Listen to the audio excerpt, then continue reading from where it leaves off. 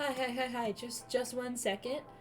I forgot how short that song is, and I still need to make my going live tweet.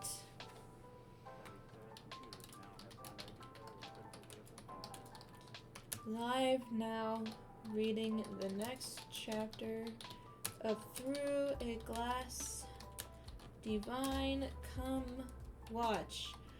Twitch.tv/claymation live.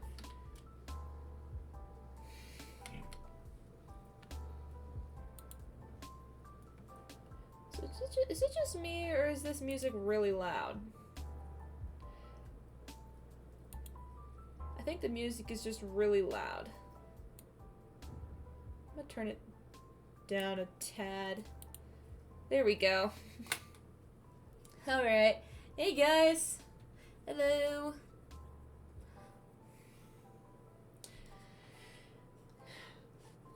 It's only been a few days since my last stream. Wow, that's crazy.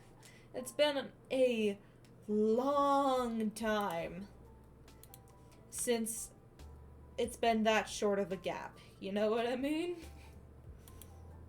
Lord almighty. Also, is anyone else's YouTube on, like, just any device? Like, YouTube on my PC has been really laggy as of, like, last night.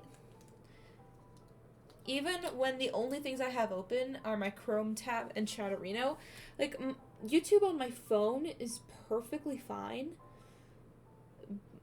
And YouTube this morning was on my PC was fine, I think.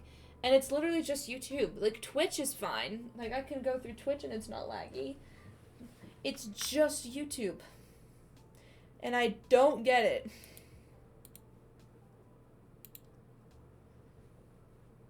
Let me see. Properties. Do that. There we go. Alright. Today, we are going to be reading Chapter 18 Through a Glass Divine. Now, where we last left off was a really emotional moment where I think Wilbur was finally starting to break in terms of, like, his, like, realizing his religious trauma. So, I feel like things are going to change from here on out. I mean, of course, some things will stay the same. That's just how things work. You don't just go from one thing and then to the next literally 5 minutes later.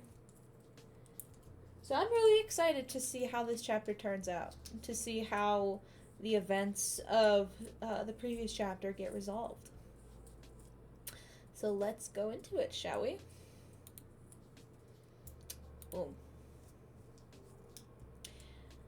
Now, for any viewers that may be new, what I like to do is I like to read, after this, I'm not going to be reading as much, like, SBI-centered stuff anymore, but I used to really like reading,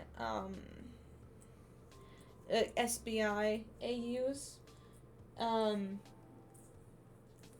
After this, I may switch to Generation Loss fanfics, or QSMP fanfics, because those are more centered towards my interests these days. But I really like this story, and I wanted to finish reading this one first.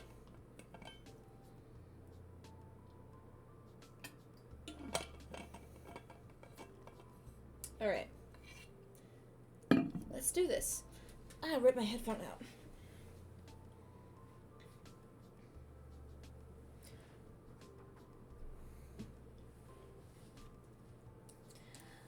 Chapter 18. Oh, by the way, this story is by Bones and the Bees. I highly recommend checking out her work outside of this stream because it is really, really good. Alright. Chapter 18. Empty like windows. Summary. Days keep slipping by. Okay, trigger warnings for this chapter. Minor physical injury, no blood. Remember, if this falls under your trigger warning criteria, whenever this shows up on the stream, please take care of yourselves first. Your safety is more important than a view. Yeah, not really a trigger warning, but just a heads up. TNT Duo was very TNT Duo in this chat. Huh?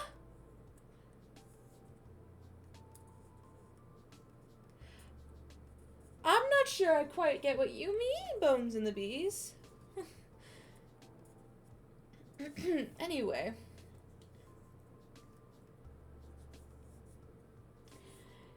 His drink tasted like chocolate.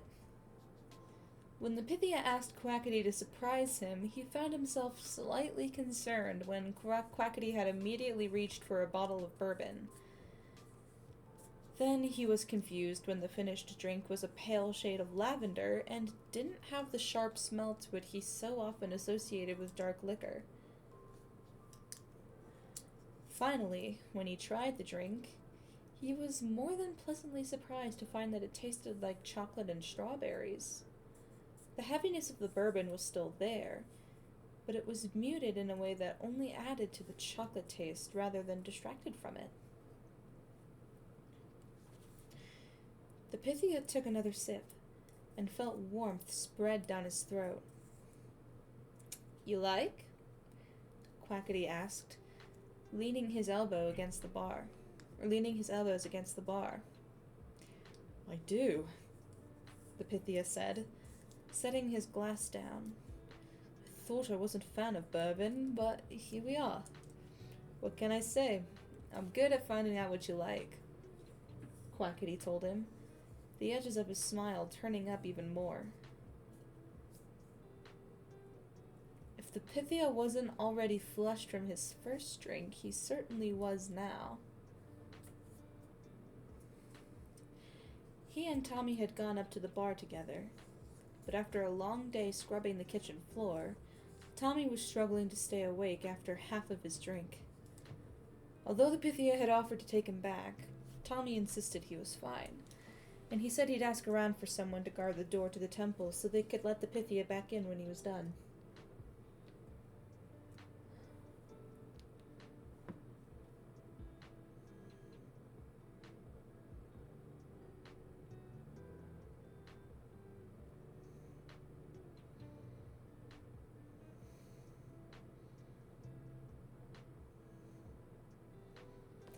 So, had to check on something. Something like that would have been unthinkable 2 months ago. Leaving the Pythia alone outside the temple, knowing full well he would have come back on his own without any supervision. The pretense of him being a prisoner had been fully dropped at this point. He was staying with the Deathlings of his own free will, at least for the time being. In a way, it felt like there was an invisible timer ticking above his head. A countdown he couldn't see that would one day run out and force him to go back to the palace. After all, wasn't that what he promised himself when he decided not to run at the night market? That when Clara gave him a vision telling him to go back, he would follow her without any hesitation? It had been a month since the night market. A month since he followed Phil into the catacombs and cried into his arms when he realized how different Phil's relationship with Kristen was from his own with Clara. The days bled into one another with little distinction between them. Tommy's punishment was still in effect, with him spending at least a few days a week cleaning every nook and cranny of the temple that Techno could point at.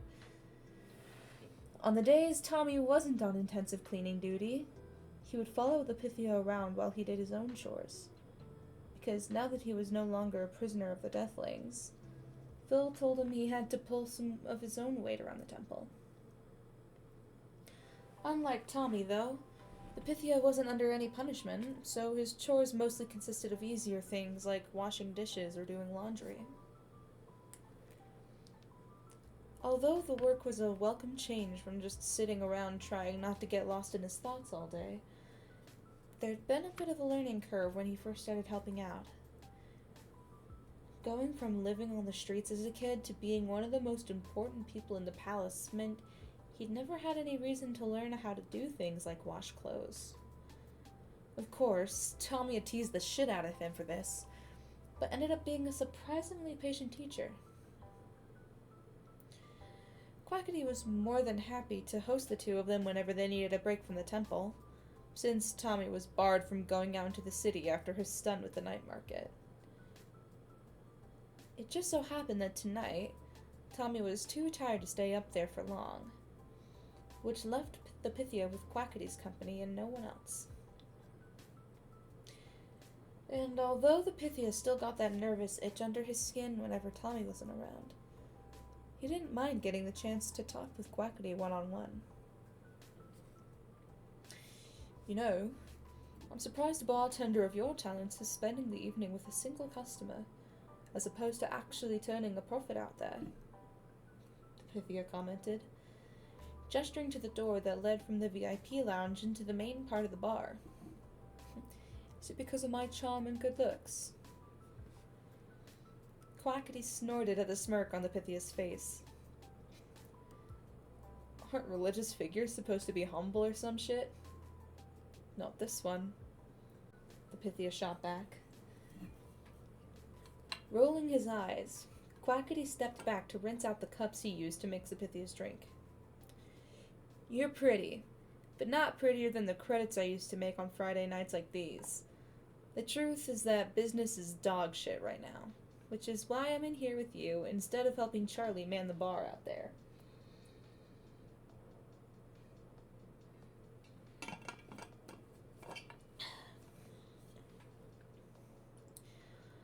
Although the Pythia was tempted to make a joke about how Quackity had called him pretty, he raised an eyebrow at the other half of Quackity's sentence.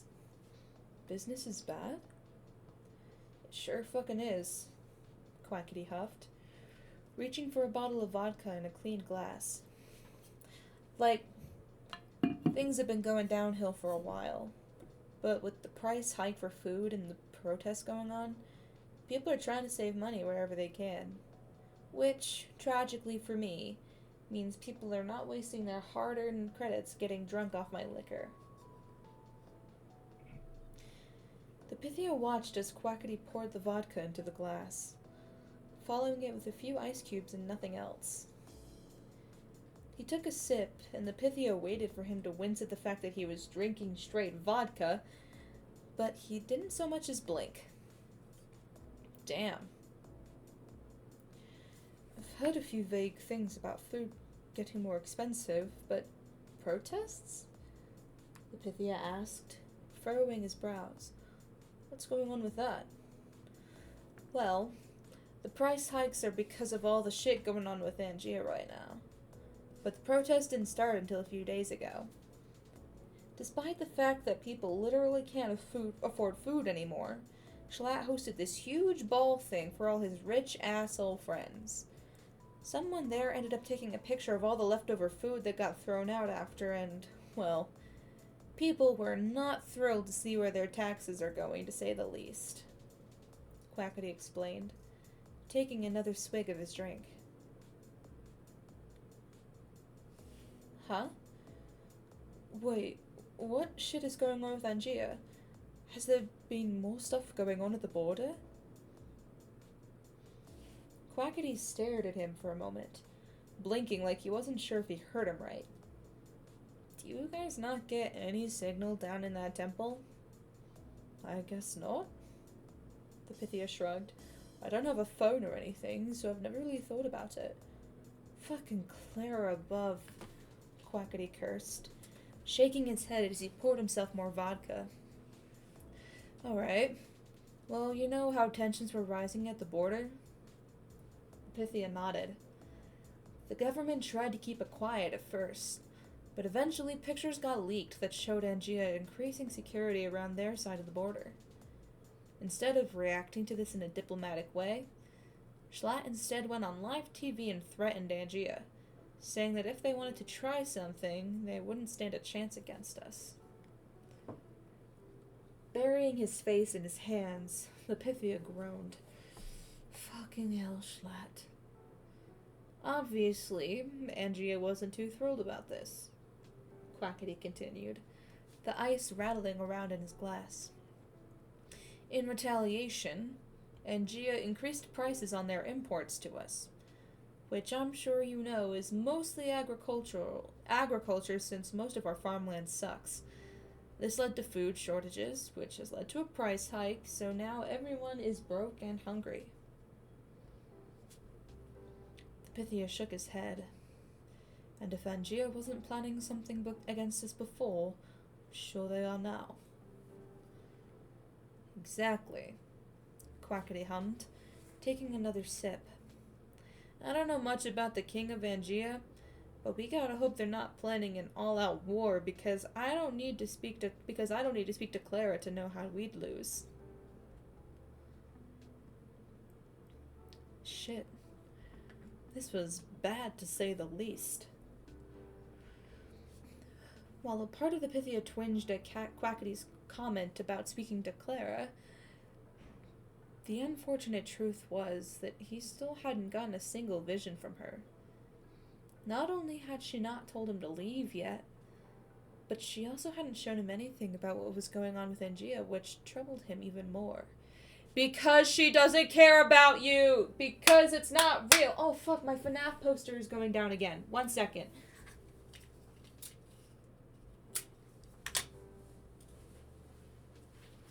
Sorry, priorities.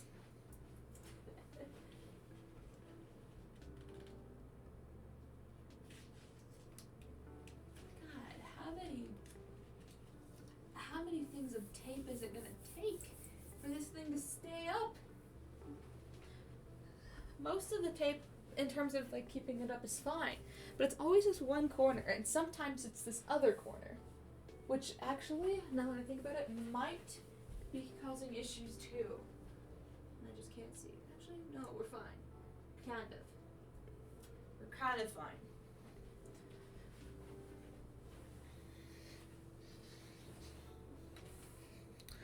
Anyway, back to the story. Where was I?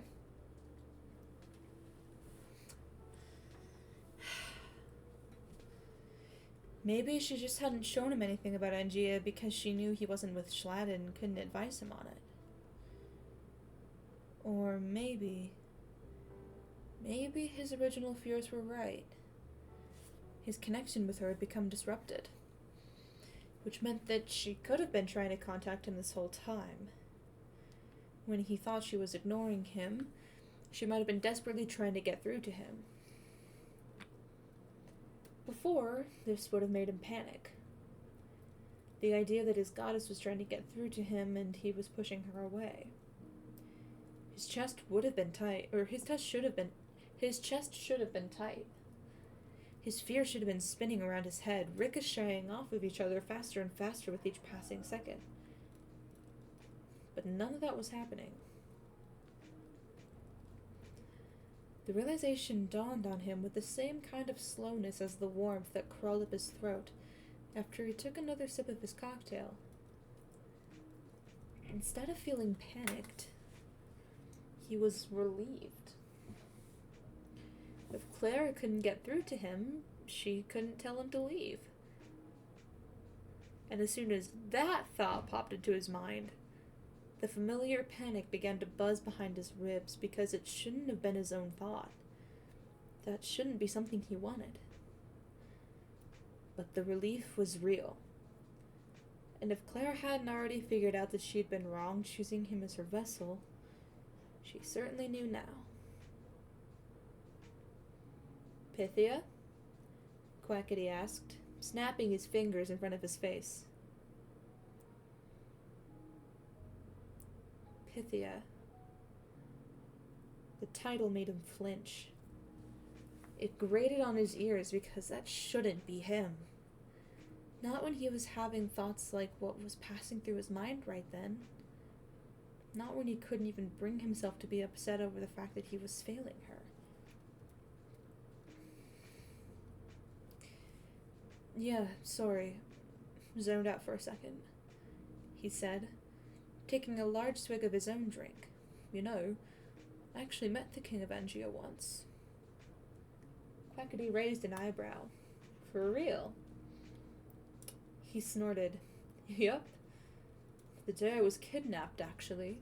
Their name is Eret, and we first met earlier in the day when I was praying to a statue of Clara. Later that night during the ball, Schlatt introduced us because he always would shove the most powerful people in the room towards me in the hopes that I'd make him look good. And we both just pretended we'd never met so Schlatt wouldn't ask any questions. So Schlatt wouldn't ask any questions. Well, do you think they're the type to declare war? Quackity asked. I don't know.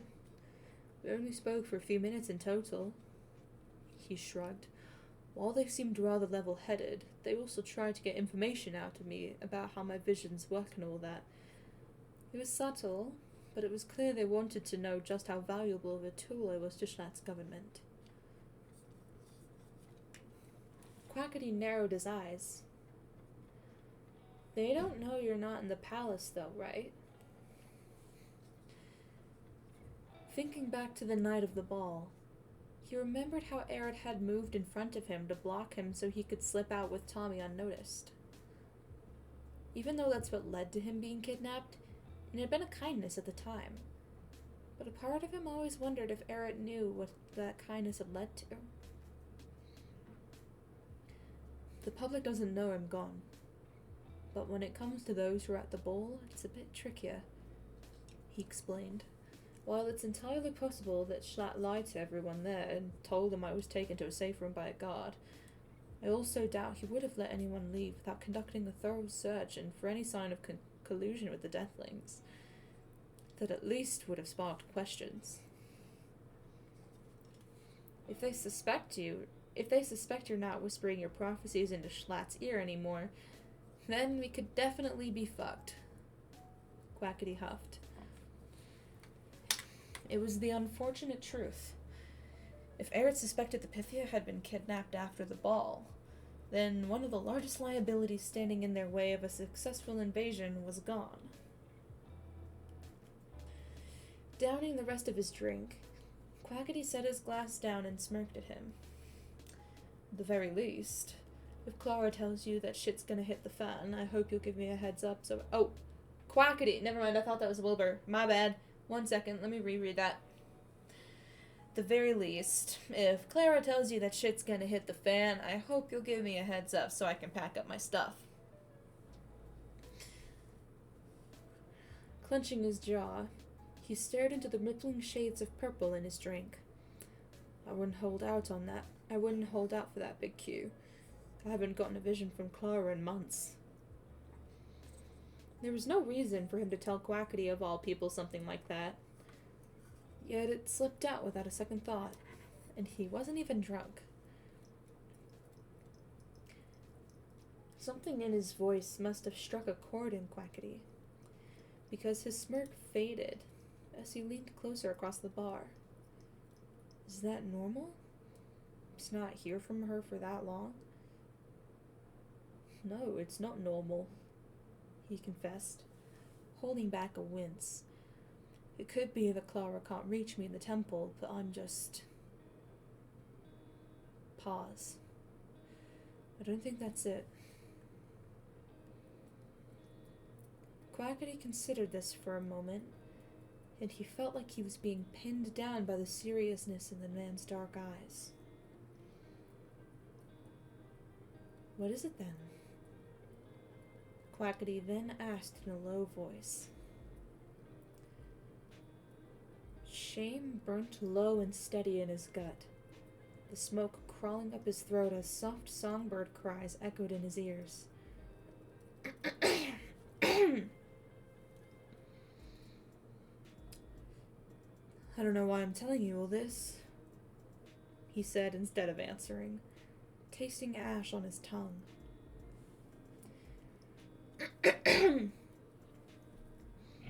His gaze flickered back up to see that while Quackity still wasn't smiling, something like amusement flashed through the brown of his eyes that was so dark it was almost black. Well, you know how it is. Everyone spills their darkest secrets to the bartender. Quackity told him so quietly it was almost a whisper.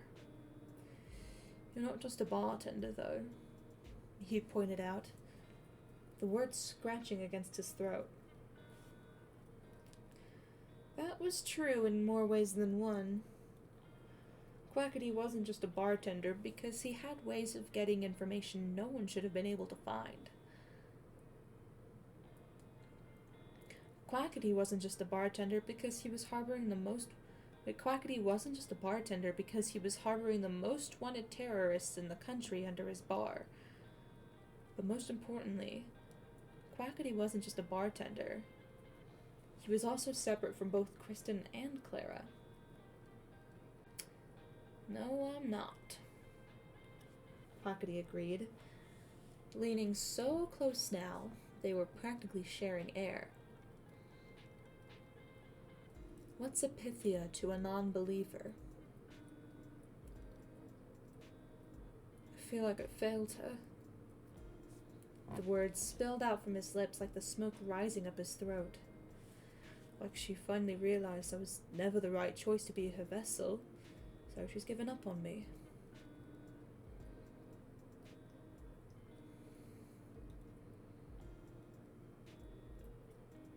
Something's going on here. I feel like...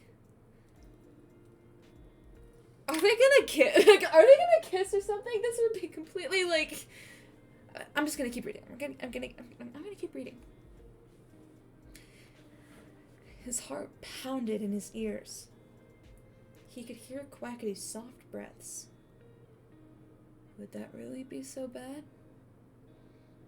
Quackity then asked. The Pythia's head snapped up. You're kidding. Of course that'd be a bad thing. Why though? Behind his blindfold, the Pythia blinked several times, wondering if he'd imagined that. Wait, can you even hear the music at all? Yes, you can. Never mind. Because surely Quackity wasn't clueless. The reason for my entire existence is to serve her. He tried to explain. If I'm not hers, then what the hell am I here for? Where the fuck am I supposed to go from here? Quackity shrugged. Then you're just like the rest of us. Because I'm sure everyone on the planet has asked themselves that at one point or another. I'm not like the rest of you, though, he whispered in a cracked voice. Suddenly, his hand was being pulled up from where it had been resting on the bar, and sparks shot out from under his skin as Quackity held their hands palm to palm. Your hands feel pretty normal, Quackity told him, slowly lacing their fingers together. But that's not... He was cut off by a stinging pain shooting up his hand, and he tried to pull away from Quackity, but Quackity held on tight. What the fuck? He yelped. You're not that special, Quackity told him, digging his nails into the back of his hand. It was strange how gentle his tone was, a sharp contrast to his iron grip. I don't mean that as an insult, it's just a fact. Maybe you have a connection with Clara, but that doesn't change the fact that you're made of flesh, blood, and maybe the occasional cybernetic component like everyone else. Finally, Quackity loosened his grip, and Wilbur, there's the shift, yanked his hand away. He cradled it to his chest, glancing down to see the indents Quackity's fingernails left in his skin.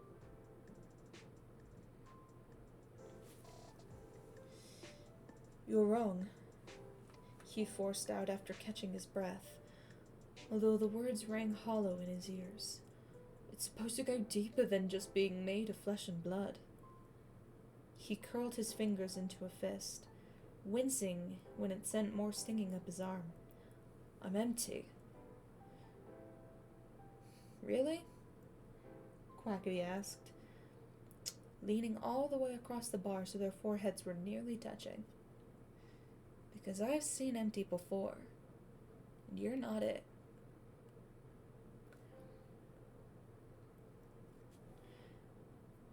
Quackity's breath puffed across his face. Heat rose to Wilbur's cheeks at how close he was. And he thought about grabbing Quackity's other hand and digging his nails in as hard as he could. Before either one could make a move, though. Should I come back later? Pythia cursed as he lurched back, Quackity straightening up at the same time. Of all the fucking people to walk in right then, of course it had to be Techno. No, nothing's happening, you're fine, the Pythia said, hoping Techno wouldn't notice how red his face was in the colorful lighting of the bar. Techno, who stood in the doorway to the bar like he wasn't sure where to go, raised an eyebrow at him in doubt. Why are you here, Techno? Isn't it curfew already? Quackity joked, although there was a sharp edge to his voice that hadn't been there before. Well, I found Amesy falling asleep next to the door, and when I asked them what they were doing, they said Tommy had asked them to let you back in when you were done up here.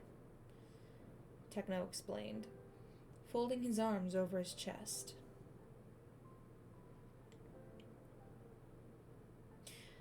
The Pythia winced, hearing that Amesy was falling asleep, waiting for him to come back. Shit. The time really had gone away from him, hadn't it? Still, the suspicion in Techno's eyes wasn't lost on him. So you came up here to see if I'd make a run for it or not? The Pythia asked. Techno huffed. No, I just wanted to see if it left marks. The Pythia frowned. Marks? From where you had to physically pry Tommy off of you? Techno deadpanned, leaning against the doorframe. The two of you are practically attached at the hip these days. When Amesy told me you were up here alone, I had to see it for myself. You've literally been with Tommy all day without me there, the Pythia argued. He told me about how you made him scrub the floor. Techno snorted. I meant like, I never see you two apart when I'm not making Tommy do manual labor. Well, as you can see, he's not here, the Pythia said, gesturing around the empty VIP bar. Yeah, I see that. Techno nodded. A beat passed as Techno stared him down. The Pythia shrunk back in his seat, feeling like a child who was about to be scolded for staying out late. So I do have a curfew. It's less a curfew and more that I sent Amesy to get some sleep, so I'd have to be the one to stay up to let you back in the temple if you stay here any longer. And I'm tired, so you're not staying here longer.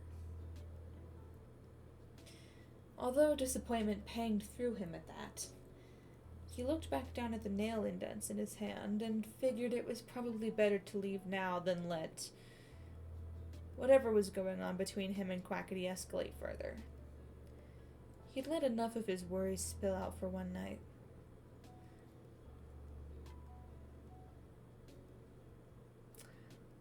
Fine, the Pythia huffed, downing the rest of his drink in one go before he pushed out of his chair. You get the tab then. Behind him, he heard Quackity snicker. You heard the man, Techno. Pay up. Aren't his drinks supposed to go on Tommy's tab? Oh, would you look at that? Tommy forgot to scan his card before he left, so I can't use that, Quackity said, words dripping with false innocence. Techno blinked. You definitely have Tommy's card on file. I don't know what you're talking about, Technoblade, Quackity insisted. And the Pythia had to hide his smile in the sleeve of his shirt. Looks like you gotta pay for both their drinks. Bruh.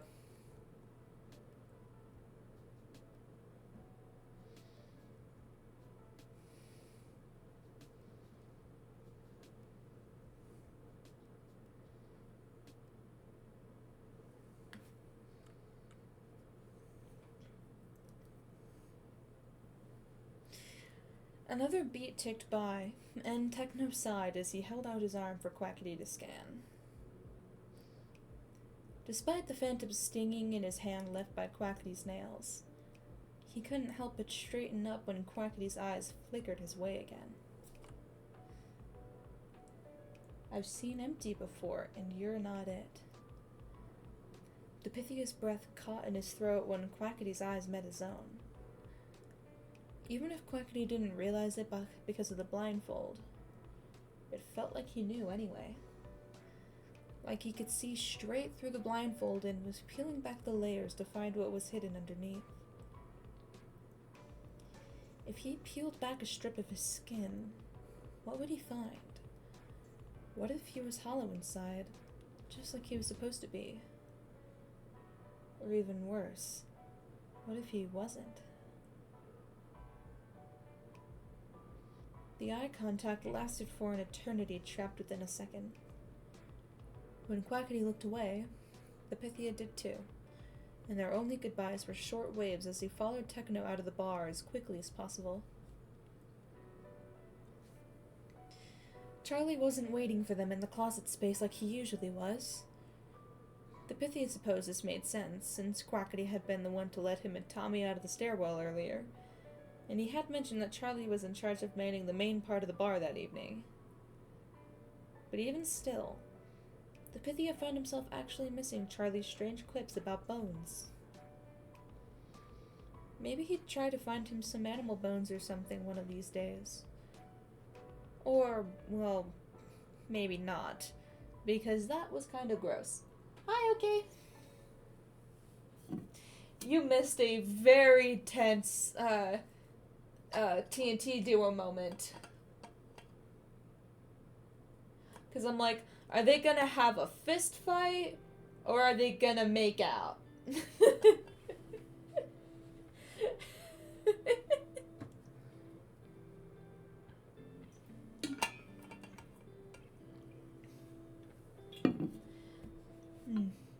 I need more water.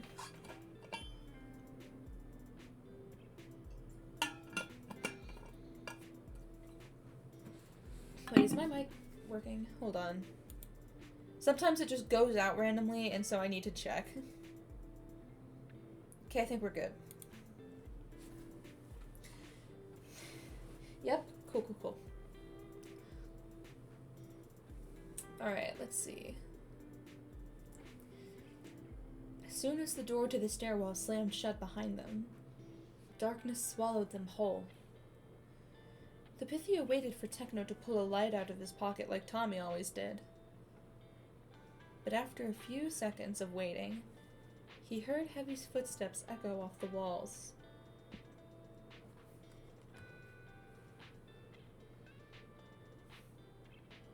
Wait, are you leaving me? The footsteps paused. Last time I checked, you knew how to take the stairs. Techno's voice rang out of the void. Not in the dark, he exclaimed. How am I supposed to walk downstairs if I can't see where they are? Slowly, Techno shot back, sounding a bit further away as he resumed walking.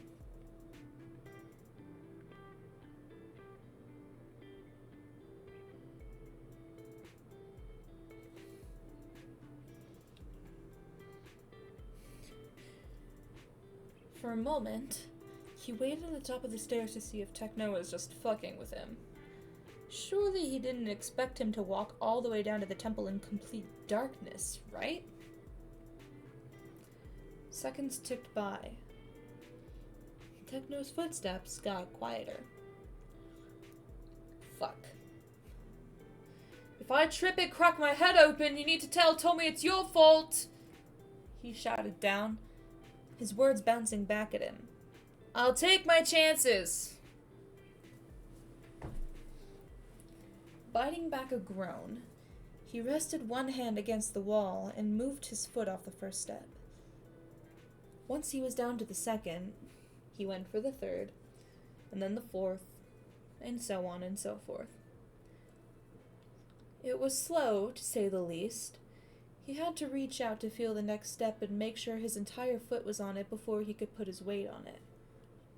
Then he'd have to do this for the next, and the next, and the next. The stone wall was cool against his fingertips. The echo from Techno's footsteps grew louder as he caught up to the man, although he was sure he was only catching up because Techno was waiting for him, considering the snail's pace he was moving at. How are you walking so fast? He asked after a few minutes, his blood roaring in his ears with every step. Do you have night vision in your eyes or something? I do, but I don't have it turned on right now, Techno answered, his voice far closer than he was expecting. Most of us have gone up and down these stairs enough time that we don't need any light, so we just don't use them. Like the bathhouse, he muttered. Yep, like the bathhouse. And you can get around there without a flashlight, right? Rolling his eyes, he scoffed. Yeah, but that's different. It's not a giant fucking staircase. I'd argue it's harder to walk through that cave without a light than this. The ground's a lot more uneven, and it's slippery because of the steam. I'd still prefer that to this, he grumbled. Give it another year and you'll be running up and down these steps with your eyes closed, Techno huffed. And that made him pause. He said it so easily. Another year. There wasn't the slightest hesitation in his voice. No uncertainty. In Techno's eyes, the Pythia was still going to be here in another year. It wasn't even a question. His footsteps faltered, and Techno must have been paying more attention than he thought, because his own footsteps immediately fell silent as well. You alright? Techno asked. Yeah, it's just... He hesitated, biting the inside of his cheek. You really think I'll still be here then? His voice came out far smaller than he thought it would, and found himself grateful for the dark so he couldn't see Techno's expression. I mean, you kinda had a lot of opportunities to leave at this point and you haven't. It'd be kinda awkward for you just to one day say, you guys suck actually, and dip. Plus it'd bum out Tommy a lot, so I'm pretty sure you wouldn't do that even if you did hate us. The Pythia clenched his jaw. But if Clara sends me a vision saying I have to leave, I'll have no choice. Techno snorted. Did Clara start smiting people for disobeying her when I wasn't looking? Because if she did, I might start looking into converting just because of how cool that is. What? No! I just meant that I'd have to follow the will of my goddess. You understand that, right? A few moments passed in silence. He had no idea where Techno was, and it made him feel even more exposed than he had been in front of Quackity. The thing is, Kristen doesn't smite people who go against her. She's more of a guiding hand instead of something to be obeyed. Squeezing his eyes shut, he tried to shove the memory of the phantom hand brushing through his hair out of his mind. It wasn't real. Not only was the idea of a goddess interacting with mortals in a tangible way ridiculous on its own, but for Kristen to do that to him? Clara's chosen? It was downright laughable. Clara provides guidance as well. The visions she sends me are meant to push us towards a better path. Better for who? Techno questioned. Better for the country? Because we're not the only country that worships Clara. If she only cares about us because we have the Pythia, and uses the Pythia to change things in our country's favor, that seems a little unfair to the rest of the people that worship her, you know? The Pythia took a shaky breath. She wants what's best for everyone. War doesn't help either side. And she better get on things quick, because things are getting worse with Angia by the day. There was the sound of a single footstep, and although the Pythia couldn't see him, he felt Techno move in front of him.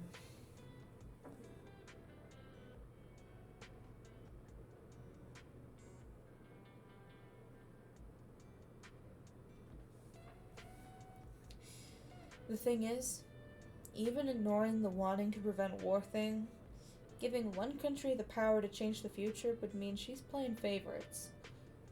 And sure, maybe she is playing favorites, but that doesn't really make a lot of sense when you remember that besides time, Clara's primary domain is life itself. Don't see what you're getting at here, the Pythia snapped. Techno was quiet for another beat. I don't really know what I'm saying either. I guess this whole change the future thing sounds like a little strange to me. Techno huffed. And the Pythia felt him step back again. I'm just saying, you do have a choice. Even if you think you don't, you do. If you don't want to. The Pythia's blood roared in his ears. I want to serve my goddess. You don't, though, Techno said, his voice strangely flat. If you did, you would have left already. His head was spinning again. Although his drink had left it barely buzzed, he could feel the sparse fog clouding his thoughts as his breath sped up in his chest. There's a difference between me not wanting to leave and not wanting to serve Clara, he forced out. Is there, though? Techno pushed. You don't want to go back to the palace, and I'm guessing Schlatt has a lot to do with that. You made it clear you don't like working with him, but working with him is how you serve Clara. So, by not wanting that— Shut up! He exclaimed, cutting Techno off. Just because I don't want to work with Schlatt doesn't mean I'm not fully devoted to Clara. She's my goddess, and I've dedicated my entire being to her, because I... His words faltered for a moment, but he forced himself to push forward. I love my goddess. Kid, Techno pointed out, sounding surprisingly gentle. I never said you didn't love her. You came up with that all on your own. His bird slammed its beak into his ribs once again, and for a moment, he wondered if this was what it was like to be stabbed. You're not going to want to hear this, Techno continued after a beat. But if I'm being totally honest, it sounds like you're trying to convince yourself of all that more than me.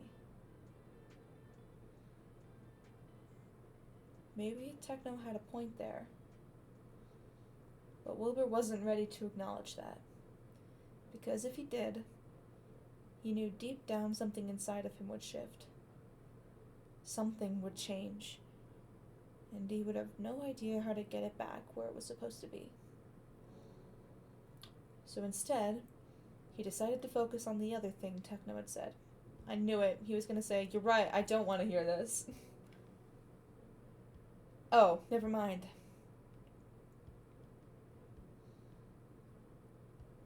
Called me kid, he pointed out, his voice weak. I'm guessing Phil told you? Techno paused, clearly surprised by the subject change.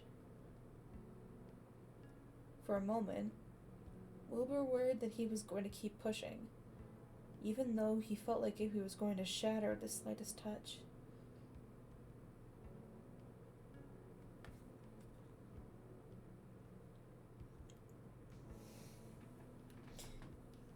Instead, though, Techno sighed. Yeah, he did. It's kind of the way it works with us. There's not much we don't tell each other. Wilbur huffed. Yeah, figured. He forced his legs to start moving down the stairs again, although he was going even slower than before. Techno seemed to notice this, and slowed his own pace as well, despite the fact that he probably could have made it down the stairs and back up several times over by now. We don't think any less of you for being young, if that's what you're worried about. Techno spoke up again after a few minutes. It just puts a few things into perspective for us. A lump formed in Wilbur's throat. I'm a Clara's vessel, so my age is irrelevant. He paused. At least, that's what I was always told. Techno scoffed at this. You were 12 when you were told you had to dedicate your entire being, even give up your name to serve Clara. Your age was not irrelevant. Then, under his breath, he added, it was used against you. A part of Wilbur knew he should have gotten upset about the implication that Clara was wrong for choosing him when he was so young. He should have argued that it was fine because it was the path Clara had chosen for him since before he was born. He should have pointed out that the only reason he had air in his lungs was because she created him to serve her.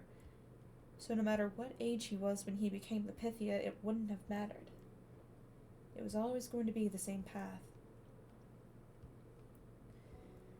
But the lump in his throat had grown bigger when he heard Techno say his age was used against him.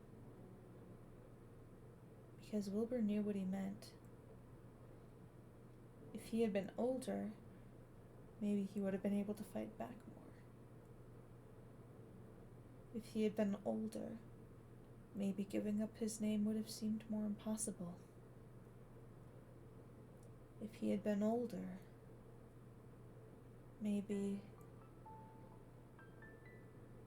He cut his thoughts off there, but the sentiment remained. So he didn't argue against what Techno said, and Techno didn't point out his silence either. Reaching the bottom of the stairs was like letting out a breath Wilbur hadn't even realized he was holding. Techno opened the door for them to get back in, and neither one of them said a word as they made their way to his room. Get some rest, kid, Techno said after a moment of silence, his eyes fixed on the ground. You look like you need it. With that, Techno turned on his heel and walked back down the corridor, leaving Wilbur alone in front of his room. The fog in his head seemed to be from something else other than the liquor, considering it only grew stronger as he made his way to his bed. He pulled off his shoes and changed into softer clothes, before untying the blindfold and folding it neatly beside his pillow. A few strands of dark brown hair got caught in his fingers as he undid the knot, and Wilbur pulled a curl down in front of his eyes, wondering once again what he looked like now.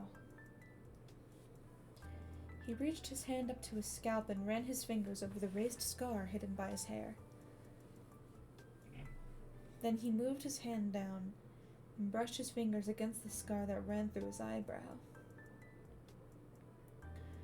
Stretching his hand out in front of him, He eyed the faded red marks on his skin from Quacky's nails. He tried to picture himself as he was now. Scars, longer hair, all of it. And he couldn't. Not with the blindfold, and not without it either. He knew his eyes were brown, but what did they look like? Were they so dark they were nearly black like Quackity's? Or were they closer to the color of amber when the sun hit them in a certain way? Were his eyes large or small? Was he expressive with his eyes? Wilbur had a feeling that if the curse wasn't a thing, and others could look at his eyes, every thought that passed through his head would be made plain for the world to see.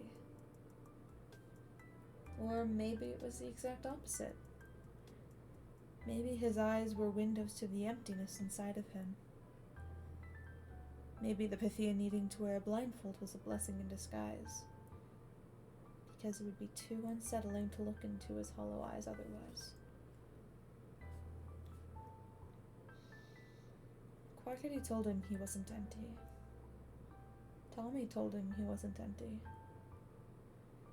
If either of them could see his eyes, would their opinion change? Wilbur was grateful he'd never get to answer that question.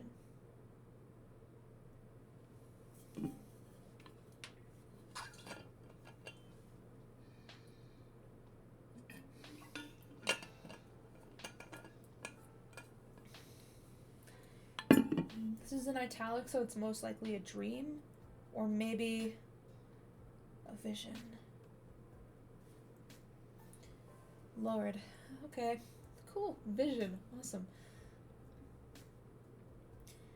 Heart pounding, lungs burning, pain suffocating him.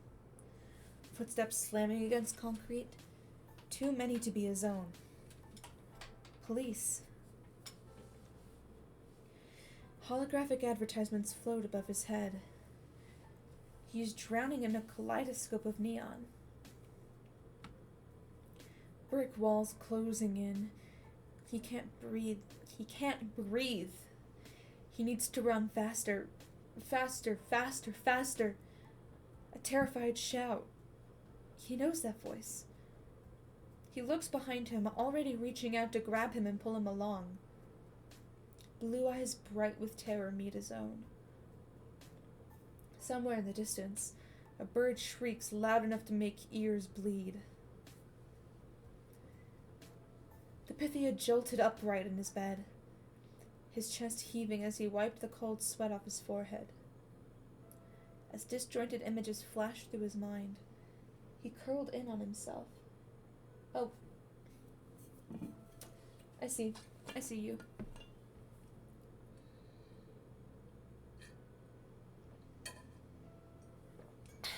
Thanks for keeping me hydrated. My voice is not nearly as sore as it felt the last stream. But any water is appreciated. Because it's starting to reach that point, which is good because the chapter's almost over.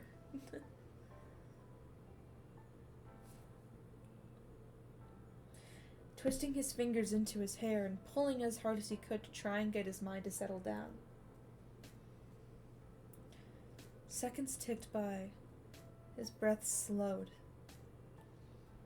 When he finally let go of his hair, his fingers were cramping, and he winced as he stretched them out. He took another deep breath before the reality of what just happened settled over him. That was a vision. His first vision from Clara in months, and it didn't have anything to do with him leaving the Deathlings.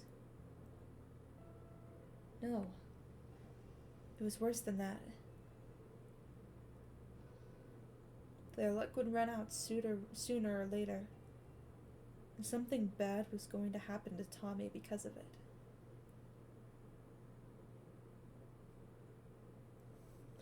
The song kind of ended like right as that was good timing. Wait, so hold on. This is confusing me. Like, if this isn't about him leaving the police, holographic advertisements, he's outside with Tommy, brick walls closing in. Is this like a fucking Star Wars: A New Hope trash compactor scene kind of thing? Or panic attack, maybe? Wait, running. A terrified shout. He and Tommy are running from something together, I think. A bird? Phil? I'm trying to decipher this. So they're running from the police, I think. And maybe something to do with Phil. Why would they need to run from the police? I mean, duh, obvious, like a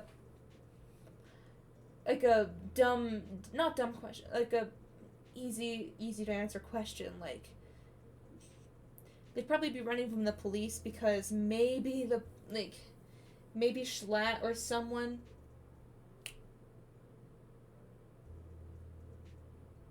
did brush up against their shoulder at the night market a couple chapters ago.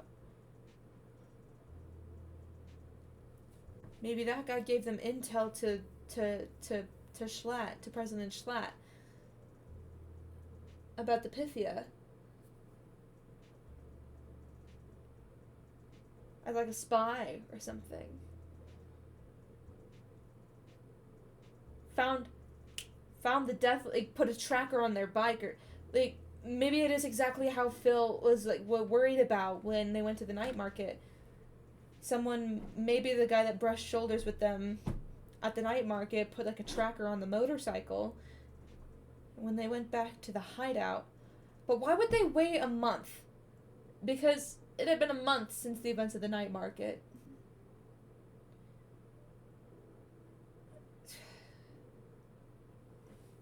I don't know, man. Whatever it is, the police are on their ass. Someone's probably gonna die. I don't know.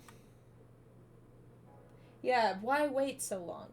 You weren't, I don't know if you were here at the beginning of the stream when they said, like, they mentioned, while, in the scene where Wilbur was at the bar with Quackity, they mentioned about how it had been a month since the events of the night market and the events of the last chapter. So, no, it's okay. No worries. So,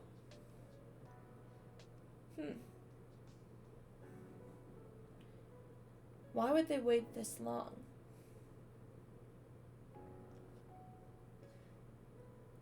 So maybe the police were there for a different reason, but realized that the Pythia was... I don't know, okay? All that we know is that their luck would run out sooner or later, and something bad is going to happen to Tommy because of it. Lord have mercy. Let's raid someone.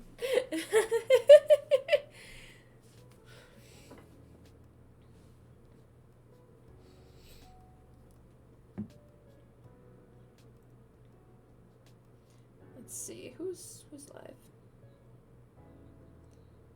If Tommy dies, yeah, I know. Oh, it's been a while since I've I don't really tune into into his streams that much, but this is the perfect opportunity for me to do so. That is all caps. That's not what I want. How many A's? Okay. I think